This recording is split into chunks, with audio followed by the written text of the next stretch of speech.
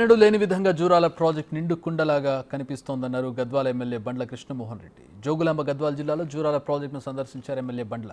జూరాలకు భారీగా వరద నీరు చేరడంతో 30 గేట్లు ఎత్తివేసినట్టు తెలిపారు.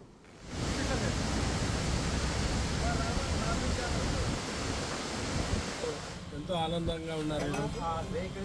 గతంలో పోయిన సంవత్సరం వర్షాలు లేక కృష్ణానది కానీ అదేవిధంగా జూరాల ప్రాజెక్ట్ పరివాహక ప్రాంతం అయితేమి, నెట్టంపాడు పరివాహక ప్రాంతమేమి ఈరోజు నీళ్లు లేక విలవిలలాన్న రైతులు ఈ సంవత్సరము వర్షాలు సకాలంలో కురిసి ఈరోజు జూరాల ప్రాజెక్టు కూడా నిండు కుండల వలె ఉంది.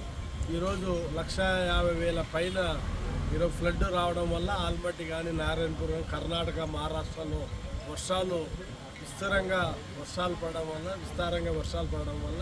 150,000 పైన ఈరోజు ఫ్లడ్ రావడం జరుగుతుంది. దీనివల్ల 30 గేట్ల పైన ఈరోజు ఓపెన్ చేయడం జరిగింది జూరాల ప్రాజెక్టులో. అదేవిధంగా పవర్ జనరేషన్ కూడా 4 యూనిట్లు స్టార్ట్ అయినాయి. మళ్ళీ పవర్ కూడా జనరేషన్ అవుతుంది.